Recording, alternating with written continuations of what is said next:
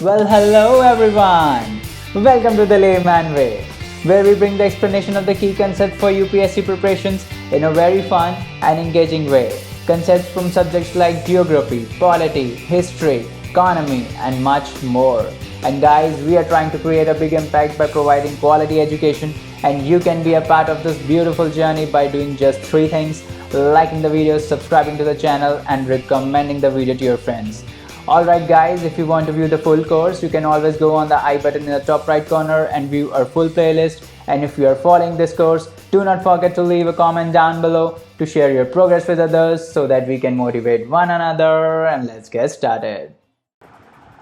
So guys, welcome to this new lecture जहाँ पे हम एक्ट्स एंड पॉलिसीज़ को डिस्कस करेंगे, जो भी इम्पॉर्टेंट एक्ट्स और पॉलिसीज़ हैं ब्रिटिश राज में, जैसे रेगुलेटिंग एक्ट ऑफ 1773 से लेकर जब तक इंडिया को इंडिपेंडेंस मिला 1947 तक, तो उन सारों के इम्पॉर्टेंट प्रोविजंस देखेंगे। तो इसमें बेसिकली क्या किया है कि जो लक्ष्मीकांत में दिए हैं प्रोविजंस उनको, और जो हिस्ट्री के इम्पॉर्टेंट हिस्ट्री के एस्पेक्ट्स है जो इम्पॉर्टेंट पॉइंट्स हैं, उन दोनों को इंटीग्रेट करके हम एक साथ पढ़ेंगे ताकि ज़्यादा कन्फ्यूजन ना हो। तो चलिए जल्दी से आगे बढ़ते हैं। तो देखते हैं सबसे पहले रेगुलेटिंग एक्ट ऑफ 1773 क्या था। रेगुलेटिंग एक्ट ऑफ 1773, तो इसमें हम ना बेसिक प्रोविजंस को याद रखने की कोशिश करेंगे फॉर्टर पॉइंट्स में, ठीक है। तो सबसे पहले क्या हुआ था रेगुलेटिंग एक्ट ऑफ 1773 में कि गवर्नर जनरल को गवर्नर जनरल ऑफ बंगाल बना दिया था। और पहले कौन बने थे? पहले बने थे अपने लॉर्ड वॉरेन हेस्टिंग्स, है ना, लॉर्ड वॉरेन हेस्टिंग्स। तो ये अपने सबसे पहले गवर्नर जनरल ऑफ बंगाल थे। पहले इनको गवर्नर जनरल बोलते थे, फिर गवर्नर जनरल ऑफ बंगाल बना दिया। इसका मतलब कि इसको ज़्यादा इंपॉर्टेंस दी गई, है ना। Governor general of Bengal was someone superior. तो बेसिकली जो बाकी रियासतें थीं, जैसे उस टाइम बेसिकली क्या था, बंगाल था, है ना, मद्रास था और बॉम्बे था, है ना। तो बाकी जो मद्रास और बॉम्बे हैं उनको एक तरीके से सबऑर्डिनेट कर दिया गया उनके गवर्नर जनरल को। ये ध्यान रखना कि मद्रास और बॉम्बे प्रेसिडेंसीज़ को सबऑर्डिनेट नहीं किया गया। अभी 1773 में सिर्फ गवर्नर जनरल जो थे मद्रास और बॉम्बे के, उनको एक सबऑर्डिनेट टाइप का पोजीशन दिया गया, क्योंकि इनको ज़्यादा इंपॉर्टेंस दे दिया गया। गवर्नर जनरल ऑफ बंगाल को ज़्यादा इंपॉर्टेंस दिया गया, है ना। तो समझ में आ गया कि गवर्नर जनरल को गवर्नर जनरल ऑफ बंगाल बना दिया। वॉरेन हेस्टिंग्स जो थे वो पहले बने, है ना। उसके बाद बेसिकली इससे हुआ क्या, इससे ये हुआ कि जो गवर्नर जनरल ऑफ मद्रास और बॉम्बे हैं उनको क्या हुआ, उनको सबऑर्डिनेट बना दिया, है ना। जो कंपनी के सर्वेंट्स थे, जो कंपनी में काम करते थे, है ना, उनको प्राइवेट ट्रेड करने से प्रोहिबिट कर दिया गया कि भाई आप प्राइवेट ट्रेड में इंगेज नहीं कर सकते, जो आपका काम है आप बस उतना ही करोगे। कंपनी के लाइन से बाहर जाके आप कोई भी प्राइवेट ट्रेड नहीं करोगे, क्योंकि उस टाइम ना करप्शन बहुत था। जो ये प्राइवेट इंडिविजुअल्स थे इन कंपनीज़ के, वो अपने से भी बहुत ज़्यादा पैसा अंदर करते थे प्राइवेट ट्रेड करके, है ना। तो वो चीज़ उनको प्रोहिबिट करी गई। उसके बाद क्या हुआ कि जितने भी डायरेक्टर्स थे कंपनी के, उनको सारे सिविल, मिलिट्री और रेवेन्यू एफर्ट्स अब से ब्रिटिश गवर्नमेंट को रिपोर्ट करने थे। पहले नहीं करने थे, पहले ये लोग नहीं करते थे। पहले बस इन्होंने एक फरमान लिया हुआ था वहाँ अपने किंग वगैरह से कि हमको इंडिया में ट्रेड करना है, उनको मिल गया था, है ना। तो वहाँ से वो बस ट्रेड करने लगे, बाकी ब्रिटिश गवर्नमेंट को कुछ पूछता नहीं था, है ना। अभी क्या, ब्रिटिश थोड़ा कंट्रोल में आने लगा इनके, तो कंपनी के जितने भी डायरेक्टर्स थे उनको सारे सिविल, मिलिट्री और रेवेन्यू एफर्ट्स ब्रिटिश गवर्नमेंट को रिपोर्ट करने थे, है ना। ये पहली बार ऐसा था कि जब ब्रिटिश कैबिनेट जो था वो अपना एग्जीक्यूशन का राइट कंट्रोल कर रहा था। जो वहाँ ब्रिटिश पार्लियामेंट था वो बेसिकली पहली बार ऐसा हुआ था कि कंपनी के अफेयर्स को इंडिया में कंट्रोल कर रहा था, है ना। तो ये पहली बार था। उसके बाद और क्या हुआ, और सुप्रीम कोर्ट अपना इस्टेब्लिश हुआ था, है ना। उसके बाद आपका इससे इस वाले से क्या हुआ, सबसे इंपॉर्टेंट बात ये है कि आप देखो कि अभी क्या हो रहा है, ये गवर्नर जनरल को इन्होंने गवर्नर जनरल ऑफ बंगाल बना दिया, है ना। तो एक तरीके से एक सेंट्रलाइजेशन टेंडेंसी स्टार्ट हो गई यहाँ पे, कि एक सेंट्रल पावर होगी, उसको लोग रिपोर्ट करेंगे, है ना। इसी टाइप का सिस्टम बनाने का शुरुआत हो गया था इधर से। तो अगर आपसे पूछे कि इंडिया मतलब ये ब्रिटिश के टाइम पे सेंट्रलाइजेशन कब से स्टार्ट हुआ, तो दैट वाज स्टार्टिंग हुआ था उसका रेगुलेटिंग एक्ट ऑफ 1773 से, है ना। तो ये हमको याद रखना है। उसके बाद आगे बढ़ते हैं और दूसरे एक्ट की बात करते हैं। दूसरा एक्ट क्या है, पिट्स इंडिया एक्ट 1784, है ना। इसके बाद आता है पिट्स इंडिया एक्ट 1784। इसमें क्या हुआ कि इसमें पहली बार ऐसा हुआ था कि जो कंपनी की टेरिटरीज़ थी, जो ईस्ट इंडिया कंपनी जो कंट्रोल करती थी इंडिया के अंदर टेरिटरीज़, उनको कहा गया कि ये जो टेरिटरीज़ हैं वो ब्रिटिश पोजेशंस हैं। मतलब ये कंपनी के पोजेशंस नहीं है, दीज आर ब्रिटिश पोजेशंस, क्योंकि कंपनी ब्रिटिश का रिप्रेजेंटेटिव है। तो ये जो है वो ब्रिटिश पार्लियामेंट के पोजेशंस हैं बेसिकली, उनको ऐसा बोला गया। Company territories in India were termed as British possessions, and hence the control of British government over the company affairs increased greatly। समझ में आया। जो भी टेरिटरीज़ थी कंपनी की उनको बोला गया कि वो ब्रिटिश पोजेशंस हैं, और ये पहली बार ऐसा बोला गया था, है ना। तो ब्रिटिश बेसिकली अपना क्या कर रहा था, इन एक्ट्स के थ्रू धीरे धीरे कंट्रोल बढ़ा रहा था इंडिया में, और अपनी ईस्ट इंडिया कंपनी पे भी वो ऐसा चाह रहा, इनका मोटिव ये था कि वो ऐसा चाह रहे थे कि सिर्फ कम ईस्ट इंडिया कंपनी ही क्यों प्रॉफिट कर रही है इंडिया से, है ना, हम भी करेंगे, बाकी कंपनीज़ भी जो हैं वो भी करेंगी, क्योंकि east India company British government को जो रेवेन्यू देती थी वो बहुत ही कम देती थी, है ना। तो वो उनको बाद में ये पता चला कि यार इतना कम मिलता है तो हो तो प्रॉफिट बहुत ज़्यादा रहा है ना। तो धीरे धीरे ब्रिटिश गवर्नमेंट क्या है, कंट्रोल करने लगी कंपनीज़ की टेरिटरीज़ को भी, ठीक है। ड्यूअल गवर्नमेंट आया, ये बहुत इंपॉर्टेंट चीज़ है कि पिट्स इंडिया एक्ट में ड्यूअल गवर्नमेंट इंट्रोड्यूस हुआ था। अब ये ड्यूअल गवर्नमेंट का क्या मतलब है ये मैं आपको बता देता हूँ, क्योंकि ये क्वेश्चन पूछा जाता है ना।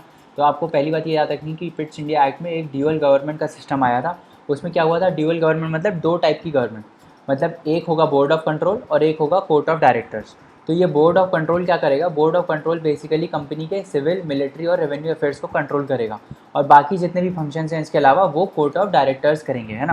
पहले ऐसा कुछ सेग्रीगेशन नहीं था फंक्शंस के बीच में। अभी क्या हुआ, ये दो टाइप की गवर्नमेंट कर दी इन्होंने कि civil, military, revenue affairs board of directors control करेंगे, है ना, और बाकी जो कमर्शियल फंक्शंस बचे वो सारे कोर्ट ऑफ डायरेक्टर्स कंट्रोल करेंगे। और इन बोर्ड ऑफ कंट्रोल में था कौन कौन, इसमें चांसलर थे, एक्स चांसलर ऑफ एक्सचेकर थे, सेक्रेटरी ऑफ स्टेट थे, और 4 मेंबर थे प्रिवी काउंसिल के जो क्राउन अपॉइंट करता था। अब प्रिवी काउंसिल क्या है, privy council basically highest court मान सकते हो आप, जैसे हमारे अभी इंडिया में हाईएस्ट कोर्ट सुप्रीम कोर्ट है, सुप्रीम कोर्ट के ऊपर कोई नहीं होता है ना। वैसे ही उस टाइम क्या था, ऑल्दो पीछे हमने देखा था कि सुप्रीम कोर्ट इस्टेब्लिश हुआ था, बट वो एक्चुअली में सुप्रीम नहीं था। सुप्रीम कोर्ट के ऊपर भी क्या थी, प्रिवी काउंसिल, है ना, इसके ऊपर भी थी प्रिवी काउंसिल, मतलब फाइनल मैटर्स यहीं पे जाते थे प्रिवी काउंसिल में, ठीक है। तो आपको याद रखना है कि बोर्ड ऑफ कंट्रोल्स में क्या क्या था, chancellor of exchequer, secretary of state and 4 member से प्रिवी काउंसिल के जो क्राउन अपॉइंट करता था, है ना। और क्या क्या था, गवर्नर जनरल की 3 मेंबर की काउंसिल थी जिसमें कमांडर इन चीफ भी थे, है ना। तो गवर्नर जनरल के पास 3 मेंबर की काउंसिल आएगी अब, है ना, जिसमें कमांडर इन चीफ होंगे। और जब अब इसमें ये याद रखने वाली बात है कि presidencies of Bombay and Madras were made subordinate, है ना। तो ये आपको याद रखना है कि presidencies of Bombay and Madras अब सबॉर्डिनेट हो गई थी 1784 में, है ना। अभी भी इनके पास अपनी लेजिस्लेटिव और एग्जीक्यूटिव पावर थी, है ना, सबॉर्डिनेट बस स्टेटस में हुई थी, ठीक है। ऐसा नहीं था कि इनकी लेजिस्लेटिव पावर्स ले ली गई थी, है ना, ऐसा कुछ नहीं था, कंप्लीट कंट्रोल नहीं था, बस ऐसा था कि हाँ सबॉर्डिनेट हो गई, सबॉर्डिनेट की तरह काम करेंगे, है ना। जैसे आप किसी हायरार्कियल कंपनी में काम करते हो तो आप अपने बॉस को रिपोर्ट करते हो, है ना। तो ऐसा थोड़ी कि आपसे सारे फंक्शन उन्होंने छीन लिए, ऐसा नहीं है ना, मतलब आप कंप्लीट कंट्रोल में नहीं हो, है ना, बस आपको रिपोर्ट करना है ना। तो वैसा ही कुछ सबॉर्डिनेशन इसमें था, ठीक है। तो और क्या था तीसरा पॉइंट कि वॉर्स और ट्रीटीज़ पे प्रोहिबिशन आ गया था, है ना, जनरल वॉर्स और प्रोहिबिशन पे बोला गया था कि अब प्रोहिबिट करेंगे हम वॉर्स और ट्रीटीज़ को। तो ये आपको सारे पॉइंट्स याद रखने हैं। पहला पॉइंट क्या था कि ब्रिटिश पोजेशंस बोला गया, दूसरा ड्यूअल गवर्नमेंट इंट्रोड्यूस हुआ जिसमें बोर्ड ऑफ कंट्रोल और कोर्ट ऑफ डायरेक्टर्स थे। Board of control civil, military और रेवेन्यू अफेयर्स को कंट्रोल करते थे, और court of directors commercial functions को करते थे, बाकी जितने बचे। बोर्ड ऑफ कंट्रोल में कौन कौन था, chancellor of exchequer, secretary of state और 4 मेंबर्स प्रिवी काउंसिल के जो क्राउन अपॉइंट करता था। उसके बाद गवर्नर जनरल के पास काउंसिल होगी अब 3 मेंबर्स की, जिसमें कमांडर इन चीफ होंगे। प्रेसिडेंसीज और बॉम्बे एंड मद्रास को सबॉर्डिनेट बना दिया गया, और वॉर्स और ट्रीटीज़ को प्रोहिबिट कर दिया गया, है ना, जनरल प्रोहिबिशन आ गया। उसके बाद आते हैं एक्ट ऑफ 1786 में। ये नॉर्मल है, 2 पॉइंट्स हैं इसमें। क्या बोला गया कि लॉर्ड कॉर्नवालिस जो थे इनको दोनों की पावर दे दी गई, कमांडर इन चीफ की भी और गवर्नर जनरल की भी, ठीक है। तो आपको याद रखना है कि 1786 में लॉर्ड कॉर्नवालिस को कमांडर इन चीफ और गवर्नर जनरल दोनों की पावर दे दी गई। अब ये इनको इतनी पावर दे दी गई कि इनको वही बोला गया कि आप किसी भी डिसीजन को ओवरराइड कर सकते हो, आप किसी भी डिसीजन को ओवरराइड कर सकते हो अंटिल तभी ओवरराइड कर सकते हो जब आप उस डिसीजन का रिस्पॉन्सिबिलिटी लो। अगर कुछ गड़बड़ होता है तो अब हम आपको ही अकाउंटेबल ठहराएंगे इसके लिए। अगर आप इस अकाउंटेबिलिटी के लिए रेडी हो तभी आप उन डिसीजंस को ओवरराइड करना, नहीं तो मत करना, है ना। तो समझ में आया। पहली बात तो ये 1786 is all about Lord Cornwallis. उनको कॉर्नवालिस को बेसिकली कमांडर इन चीफ और गवर्नर जनरल दोनों की पावर दे दी गई, और उनको ओवरराइड करने की भी पावर दे दी गई डिसीजन की, अगर वो रिस्पॉन्सिबिलिटी लेते हैं अपने डिसीजन की, ठीक है। उसके बाद यहाँ से एक्ट चालू होते हैं चार्टर एक्ट्स। अब चार्टर एक्ट्स में अगर आप देखोगे, है ना, तो चार्टर एक्ट बहुत ही इंपॉर्टेंट है। तो चार्टर एक्ट्स में बेसिकली ये जो चार्टर एक्ट है 3 है, 1793, 1813 एंड देन 1833। इन तीनों में 20-20 साल का अंतर है। इसमें 20 ऐड करोगे तो आपका 1813 आ जाएगा, इसमें 20 ऐड करोगे तो 1833 आ जाएगा। तो ऐसे आप याद कर सकते हो कि 3 चार्टर एक्ट्स हैं, 1793 से स्टार्ट होकर 1833 आते हैं, 20-20 साल के गैप में आए हैं, ठीक है। तो पहले चार्टर एक्ट की बात करते हैं। तो जो चार्टर एक्ट था 1793 का, उसमें क्या क्या प्रोविजन है जो हमको याद रखना है। पहला कि जो कॉमर्शियल प्रिविलेजेस थे कंपनी के, जो ईस्ट इंडिया कंपनी के जितने भी कॉमर्शियल प्रिविलेज थे उनको 20 साल के लिए एक्सटेंड कर दिया गया, है ना। उनको बोला गया कि आप नेक्स्ट 20 साल तक आप ये कंटिन्यू कर सकते हो। उसके बाद अब क्या था, पहले पहले ब्रिटेन के जितने भी प्राइवेट इंडिविजुअल्स हैं उनको कोई राइट नहीं था कि जाके वो ट्रेड में मतलब इंडिया में ट्रेड करे। सिर्फ ईस्ट इंडिया कंपनी करती थी वहाँ से भी, है ना।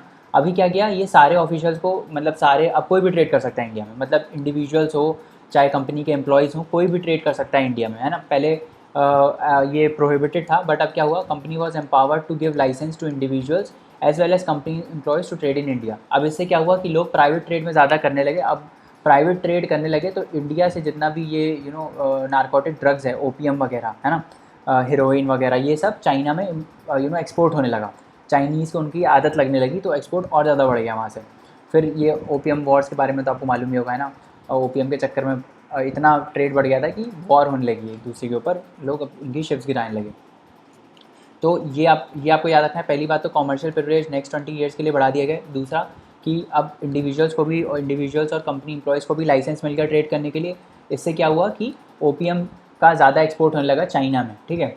उसके बाद क्या बोला गया कि उसके बाद ये बोला गया कि जो कंपनी है ना, जितने भी कंपनी के एक्सपेंसेस हैं वो इंडियन रेवेन्यू से पे होंगे, मतलब वो इंडियन रेवेन्यू से पे होते थे। और उसके बाद इसके अलावा जितना बचा उसमें से 5 लाख पाउंड्स उनको ब्रिटिश गवर्नमेंट को एनुअली देने थे। तो मतलब अब ब्रिटिश गवर्नमेंट अपना रेवेन्यू सोर्स बना रही थी कहाँ से, इंडिया से, समझ में आ रहा है, इंडिया से बना रही थी। अब क्या हुआ, ये आपको याद रखना है कि 5 लाख पाउंड जो है वो कंपनी को ब्रिटिश गवर्नमेंट को देने थे, है ना, आफ्टर माइनसिंग ऑल द एक्सपेंसेस जो उनके होते हैं, ठीक है। उसके बाद रेवेन्यू एडमिनिस्ट्रेशन सेपरेट हुआ किससे, जुडिशरी से। तो क्या मतलब है इसका, रेवेन्यू एडमिनिस्ट्रेशन सेपरेट हुआ जुडिशरी से, मतलब कि पहले क्या था कि पहले जुडिशरी सारे रेवेन्यू मैटर्स को भी देखती थी, है ना। रेवेन्यू एडमिनिस्ट्रेशन जो था, जितने भी कॉमर्शियल डिसीजंस होते थे वो सारे जुडिशरी के पास थे। जो भी पैसे से रिलेटेड जितनी भी चीज़ थी वो जुडिशरी के पास थी। तो क्या होता था कि जैसे मान लो अब इसमें क्या होता था कि पहले उस टाइम क्या होता था, जुडिशरी उस टाइम कोर्ट्स होते थे, उस टाइम बोलते थे अदालत। तो पहले हुआ करती थी माल अदालत। माल अदालत क्या करती थी कि जितने भी रेवेन्यू से एसोसिएटेड केसेस होते थे, रेवेन्यू डिस्प्यूट्स से लेकर जितने भी होते थे, वो सारा माल अदालत देखती थी। जितना भी डिस्प्यूट रेवेन्यू से रिलेटेड, पैसे से रिलेटेड या रेवेन्यू एडमिनिस्ट्रेशन से रिलेटेड, वो सारे ये माल कोर्ट्स देखते थे, माल अदालत देखती थी। अब क्या हुआ, इसको एबॉलिश कर दिया गया। उन्होंने बोला कि अब हम रेवेन्यू एडमिनिस्ट्रेशन सेपरेट करेंगे। तो रेवेन्यू एडमिनिस्ट्रेशन सेपरेट किया तो फिर माल अदालत जो है, वो माल अदालत का कोई काम ही नहीं था, वो सिर्फ रेवेन्यू अफेयर्स को देखती थी। अब इनका कुछ काम ही नहीं बचा क्योंकि वो तो सेपरेट हो गया ना। तो इससे क्या हुआ कि माल अदालत डिसअपियर हो गई और रेवेन्यू एडमिनिस्ट्रेशन को बेसिकली जुडिशरी से सेपरेट किया गया। पहले वो जुडिशरी के अंडर था, तभी माल अदालत उनको कंट्रोल करती थी, पर अब वो बेसिकली सेपरेट हो गया, है ना। एक तो ये पॉइंट है। उसके बाद home government members were to be paid out of Indian revenues. तो जितने भी इंडिया के मेंबर्स थे, इंडियन गवर्नमेंट के मेंबर्स थे, उन सबको इंडियन रेवेन्यू से पे होता था। तो वो वाली थ्योरी आपने सुनी होगी ना दादा भाई नौरोजी की, कि क्या तो नाम था, ड्रेन आउट थ्योरी जिसको बोलते हैं, कि ब्रिटिश का मोटिव क्या था कि वेल्थ, जो इंडिया की वेल्थ है उसको ड्रेन आउट करना अपने अपने कंट्री में जाके। तो वो तब से उनका काम यही था कि बस हम जितना भी वेल्थ है इंडिया का वो सारा हम ड्रेन आउट कर दें, है ना। तो उसके बाद दूसरा पॉइंट क्या था कि senior officials of the company were debarred from living India without permission, है ना। तो उनको अगर इंडिया से बाहर जाना है, जो भी कंपनी के ऑफिशियल्स है, सीनियर ऑफिशियल जैसे डायरेक्टर्स वगैरह हो गए, है ना, जनरल मैनेजर्स टाइप हो गए, इस टाइप के अभी के कंटेक्स्ट में बता रहा हूँ, उनको अगर इंडिया से बाहर जाना है तो उनको कंपनी की परमिशन लेनी पड़ती थी, है ना। तो ये हो गया चार्टर एक्ट ऑफ 1793। फिर से एक बार रिवाइज कर रहे थे क्या है, कंपनी के प्रिविलेज 20 साल के लिए एक्सटेंड हो गए, है ना। अब कंपनी ने इंडिविजुअल्स और कंपनी के एम्प्लॉयज़ को भी ट्रेड करने की आज़ादी मिल गई, तो इससे ओपीएम का ट्रेड बढ़ गया चाइना में। 5 लाख पाउंड्स इनको ब्रिटिश गवर्नमेंट को देने थे after deducting all the expenses, है ना।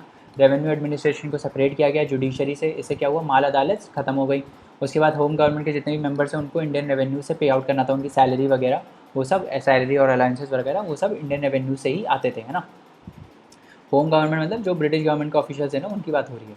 उसके बाद सीनियर ऑफिशियल्स है जितने भी कंपनी के, उनको अगर इंडिया से बाहर जाना है तो उनको परमिशन लेनी पड़ती है ना। ये था पॉइंट। उसके बाद हम आते हैं 20 साल बाद आता है चार्टर एक्ट ऑफ 1813। तो चार्टर एक्ट ऑफ 1813 तो सबसे पहले इंट्रोड्यूस किया हुआ।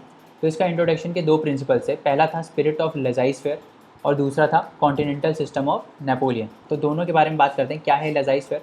लेजाइज फेयर ये होता है कि जैसे मान लो लेजाइज फेयर इज़ अ थिंग, एक कंसेप्ट ऐसा होता है जिसमें ये लोग बोलते हैं कि भाई जो जितने भी इकोनॉमिक ट्रांजेक्शन्स हैं, है ना, जितने भी इकोनॉमिक ट्रांजेक्शन हैं उसको आप, उसमें गवर्नमेंट का इंटरवेंशन नहीं होना चाहिए, समझ में आ रहा है?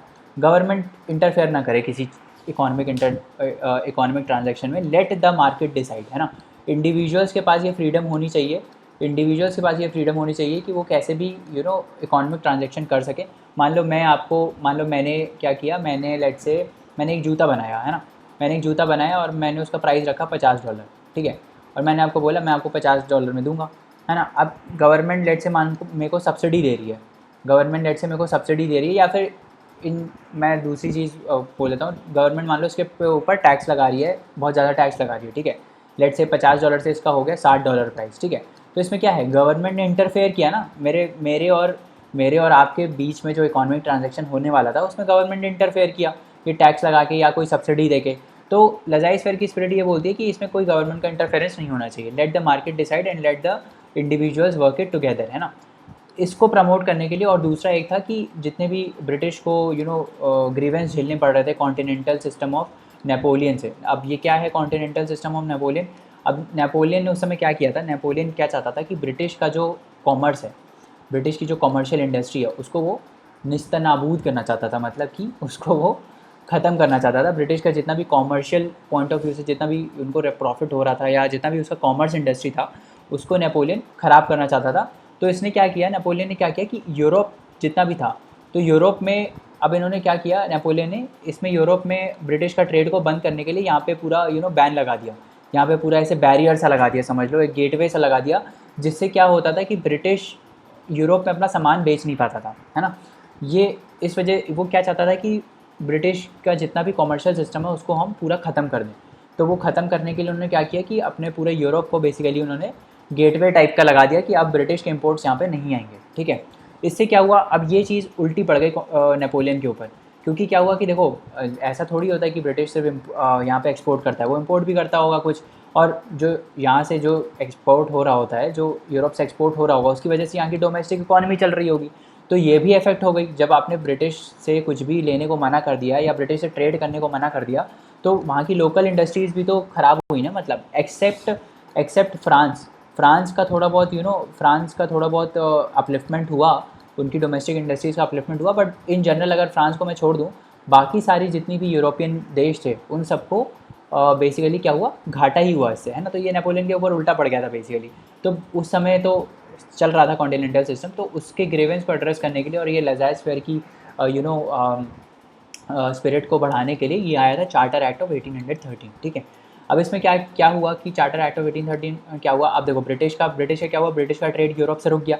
अब यहाँ से जो रेवेन्यू आता था वो लॉस होने लगा ब्रिटिश को, तो ब्रिटिश को चाहिए था कि कहीं और से रेवेन्यू आए, तो कहाँ से रेवेन्यू आ सकता है भाई। अब ईस्ट इंडिया कंपनी इंडिया में इतना पैसा कमा रही थी, उनका दूसरा पार्ट गया यहाँ पे, उन्होंने बोला भाई इंडिया से इतना पैसा आ रहा है, हमारा यहाँ से ट्रेड भी रुक गया है, तो अब हम इंडिया पे ट्रेड करने की कोशिश करते हैं, ठीक है। तो तब ये लोग लाए 1813। तो इससे सबसे पहला इन्होंने क्या किया, सबसे पहले इन्होंने ये किया कि कंपनी की जो मोनोपोली थी कि सिर्फ कंपनी ही इंडिया में ट्रेड कर सकती है, सबसे पहले तो उन्होंने उसको हटा दिया। उन्होंने उसको हटा दिया, क्यों हटाया, क्योंकि उनको ट्रेड करना था, ब्रिटिश के बाकी जितनी गवर्नमेंट थी उसको पूरा ट्रेड करना था इंडिया से। तो उन्होंने सबसे पहले तो जो कंपनी की मोनोपोली थी इंडिया में ट्रेड करने की उसको हटा दिया। बट जो कंपनी की मोनोपोली थी चाइना से ट्रेड करने की या फिर जो उनके टी प्लांटेशन से वहाँ पे ट्रेड करने की, जो टी का ट्रेड करने की, वो अभी तक इंटैक्ट थी, है ना। तो आपको याद रखना है कि कंपनी की जो मोनोपोली थी इंडिया में ट्रेड करने की वो हटा दी गई। अब मैंने आपको इसकी बैकग्राउंड स्टोरी भी बता दी है, तो ये याद करना ईजी हो जाएगा कि क्यों कंपनी की मोनोपोली को ख़राब किया गया, कंपनी की मोनोपोली को क्यों हटाने की कोशिश की गई, क्योंकि ब्रिटिश को एडिशनल सोर्स ऑफ रेवेन्यू चाहिए था, क्योंकि उनका ट्रेड यूरोप से रुक गया था, है ना। तो इस वजह से कंपनी की जो मोनोपोली है ट्रेड में उसको हटाया गया, है ना। बाकी जो चाइना और चाय में ट्रेड कर रही थी कंपनी, उसको बोला गया कि ठीक है आप ये कर सकते हो। उसके बाद कंपनी के जितने भी पोजेशंस थे, जितनी भी टेरिटरीज थी, उनको बोला कि हाँ ठीक है आप यहाँ से जो है वो 20 साल तक और कंटिन्यू कर सकते हो, है ना। तो they were to retain the possession of territories and revenue for 20 years more. तो वो 20 साल के लिए और एक्सटेंड हो गया, जो यहाँ पे था ना, यहाँ पे जो 20 साल के लिए एक्सटेंड हुआ था वो फिर से 20 साल के लिए यहाँ पे भी एक्सटेंड हो गया, है ना। उसके बाद रेगुलेशंस बने रेगुलेशंस बनाए किन्होंने, council of Madras, Bombay, Calcutta, were now laid to be before the British parliament. तो बेसिकली ब्रिटिश पार्लियामेंट क्या करने लगा, इंडिया के ऊपर कंट्रोल धीरे धीरे करने लगा। तो उस टाइम 3 ही मेजर प्रेसिडेंसीज थी, बॉम्बे, मद्रास और बंगाल, है ना। इन तीनों से जो भी रेगुलेशन पास होगा वो पहले ब्रिटिश पार्लियामेंट में जाएगा, ब्रिटिश पार्लियामेंट उसको अप्रूव करेगा, तभी वो रेगुलेशन पास हो सकता है, नहीं तो वो पास नहीं हो सकता है, ठीक है। ये था ये उन्होंने इंट्रोड्यूस किया। तो इससे क्या हुआ कि कॉन्स्टिट्यूशनल पोजीशन जो थी ब्रिटिश टेरिटरीज़ की, वो पहली बार डिफाइन हुई कि भाई ये जो टेरिटरीज़ हैं बेसिकली, है ना, ये बेसिकली कंट्रोल हो रही है कहाँ से, ब्रिटिश पार्लियामेंट से, क्योंकि ये ब्रिटिश पार्लियामेंट की बिना अथॉरिटी के ये डिसीजन ले ही नहीं पाएंगे। कोई भी रेगुलेशन होगा अगर वो ब्रिटिश पार्लियामेंट ने पास नहीं किया तो वो पास नहीं कर सकते थे उसको, है ना। तो बेसिकली क्या हुआ इससे कि the constitutional position of British territories was defined explicitly for the first time. तो ये भी आपको याद रखना है, जो भी चीज़ें जिस एक्ट में पहली बार होती हैं या पहली बार इंट्रोड्यूस हुई होती हैं वो बहुत इंपॉर्टेंट होती हैं। तो आपको याद रखना है कि जो कॉन्स्टिट्यूशनल पोजीशन है वो पहली बार डिफाइन हुई थी ब्रिटिश टेरिटरीज की through charter India act of 1813। उसके बाद 1 लाख का पैसा असाइड किया गया था एजुकेशन के लिए। तो एजुकेशन को बढ़ाने के लिए ये भी पूछा जाता है कि sum of 1 lakh rupees was set aside for education in which of the charter acts. तो that is charter act of 1813। तो 1 लाख रुपये साइड किया गया। फिर जो कंपनी के शेयर होल्डर्स थे उनको 10.5% डिविडेंड देने की बात की गई, है ना। और क्रिश्चियन मिशनरीज़ को अलाउ कर दिया गया कि भाई आप जो है वो क्रिश्चियनिटी को बेसिकली आप इंडिया में प्रोपोगेट कर सकते हो, प्रीच कर सकते हो, है ना। तो ये हुआ चार्टर एक्ट ऑफ 1813 में। उसके बाद हम आते हैं चार्टर एक्ट ऑफ 1833 में। तो चार्टर एक्ट ऑफ 1833 में क्या हुआ कि जो गवर्नर जनरल ऑफ बंगाल थे, हमने देखा था ना कि सबसे पहले जो चार्टर एक्ट था उसमें क्या हुआ था, 1773 वाला जो था उसमें क्या हुआ था कि गवर्नर जनरल को गवर्नर जनरल ऑफ बंगाल बना दिया था, है ना। अब इस एक्ट में क्या हुआ 1833 में गवर्नर जनरल ऑफ जो बंगाल है उसको अब बना दिया गवर्नर जनरल ऑफ इंडिया। तो आप देख रहे हो धीरे धीरे सेंट्रलाइजेशन हो रहा है ना, पूरा सेंट्रलाइजेशन हो रहा है। पहले सब बराबर थे, governor general of Bengal, Madras, Calcutta सब बराबर थे, है ना। गवर्नर जनरल एक ही हुआ करता था। फिर गवर्नर जनरल ऑफ बंगाल को स्पेशल पोजीशन दे दी गई, है ना, और गवर्नर जनरल ऑफ मद्रास और कलकत्ता को इसको सबॉर्डिनेट बना दिया गया, है ना। अब इस गवर्नर जनरल ऑफ बंगाल को भी हटा दिया। अब कौन बनेगा, अब गवर्नर जनरल ऑफ इंडिया होगा, और बंगाल, मद्रास और जो बॉम्बे है वो इनके अंडर काम करेंगे। समझ में आ रहा है। तो सेंट्रलाइजेशन होने लगा। और फिर मद्रास और जो बॉम्बे की लेजिस्लेटिव पावर्स थी उनको भी ले लिया गया। समझ में आ रहा है। टोटल सेंट्रलाइजेशन, कंप्लीट सेंट्रलाइजेशन किसी एक्ट में हुआ है तो वो है charter act of 1833। And this is a very important statement जो आपको याद रखनी है कि सेंट्रलाइजेशन स्टार्ट कब से हुआ था, 1773 से ब्रिटिश ने सेंट्रलाइजेशन पावर का सेंट्रलाइजेशन स्टार्ट किया था। और 1833 में इट वाज फाइनली सेंट्रलाइज्ड। पूरा सेंट्रलाइजेशन कंप्लीट हो गया था 1833 में। तो कंप्लीट सेंट्रलाइजेशन कब हुआ, 1833 में। तो हमको सबसे पहले याद रखना है कि गवर्नर जनरल ऑफ बंगाल जो है वो गवर्नर जनरल ऑफ इंडिया बन गए थे, है ना। तो सर कौन बने थे, लॉर्ड विलियम बेंटिक। तो लॉर्ड विलियम बेंटिक पहले ऐसे थे जो basically governor general of India बने थे, है ना। उसके बाद हमने पीछे देखा था कि कंपनी की मोनोपोली यहाँ पे इन्होंने कम करी थी, है ना। हमें देखा ना कि कंपनी की मोनोपोली ट्रेड इन इंडिया में ख़त्म हो गई थी।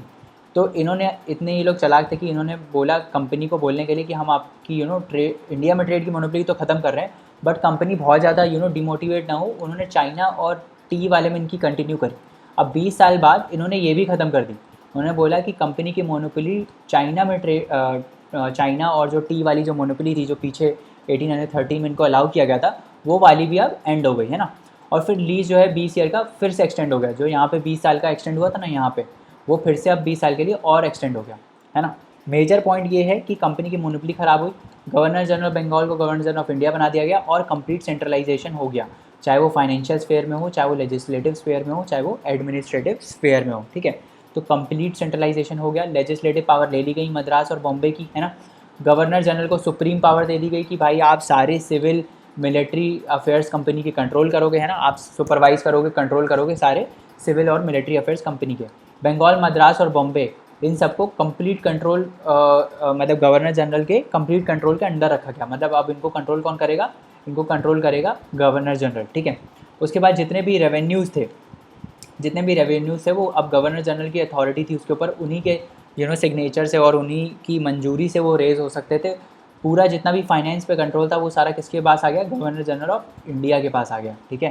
समझ में आ गया। एक्सपेंडिचर से रेवेन्यू तक सारा मैटर गवर्नर जनरल के ऊपर आ गया। तो वही फाइनेंशियल, लेजिस्लेटिव और एडमिनिस्ट्रेटिव स्फेयर में पूरा का पूरा इन्होंने क्या कर दिया, बेसिकली सेंट्रलाइजेशन कर दिया।